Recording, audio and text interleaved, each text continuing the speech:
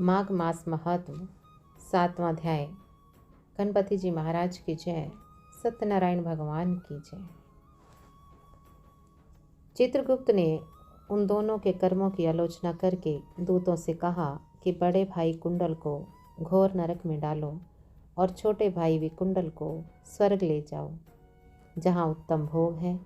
तब एक दूत तो कुंडल को नरक में फेंकने के लिए ले गया और दूसरा दूत बड़ी नम्रता से कहने लगा कि हे विकुंडल, चलो, तुम अपने अच्छे कर्मों से स्वर्ग को प्राप्त होकर अनेक प्रकार के भोगों को भोगो। तब विकुंडल बड़े विस्मय के साथ मन में संशय धार कर दूत से कहने लगा कि हे यमदूत, मेरे मन में बड़ी भारी शंका उत्पन्न हो गई है, अतएव मैं तुमसे कुछ पूछता हूँ। कृपा करके मेरे प्रश्नों का उत्तर दो। हम दोनों भाई एक ही कुल में उत्पन्न हुए, एक जैसे ही कर्म करते रहे। दोनों भाइयों ने कभी कोई शुभ कार्य नहीं किया, फिर एक को नरक क्यों और दूसरे को स्वर्ग किस कारण प्राप्त हुआ? मैं अपने स्वर्ग में आने का कोई कारण नहीं देखता। तब यमदूत कहने लगा कि हे विकुंडल, माता पिता, पुत्र पत्नी, भाई बहन से सब संबंध जन्म के कारण होते हैं और जन्म कर्म के भोगने के लिए ही प्राप्त होता है। जिस प्रकार एक वृक्ष पर अनेक पक्षियों का आगमन होता है, उसी तरह इस संसार में पुत्र, भाई, माता पिता का भी संगम होता है। इनमें से जो जैसे जैसे कर्म करता है वैसे ही फल भोगता है। तुम्हारा भाई अपने पाप कर्मों से नरक में गया, तुम अपने पुण्य कर्म के कारण स्वर्ग में जा रहे हो।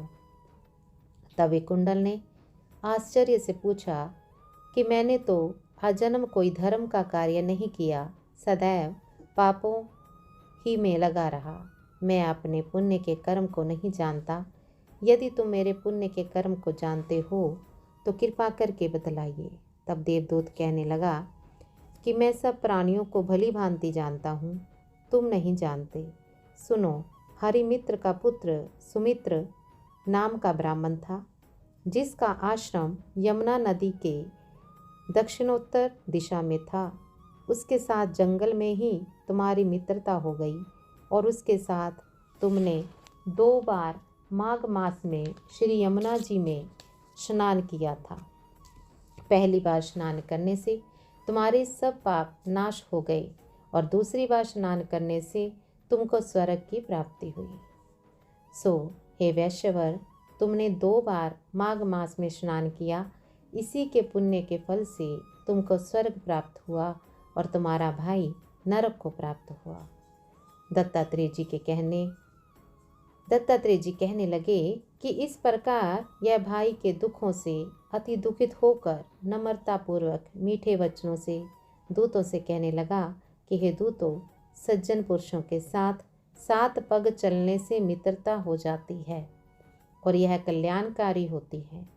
मित्र प्रेम की चिंता न करते हुए तुम मुझको इतना बताने की कृपा करो कि कौन से कर्म से मनुष्य यमलोक को प्राप्त नहीं, क्योंकि तुम सर्वज्ञ हो। ओम नमः शिवाय। ओम नमः शिवाय।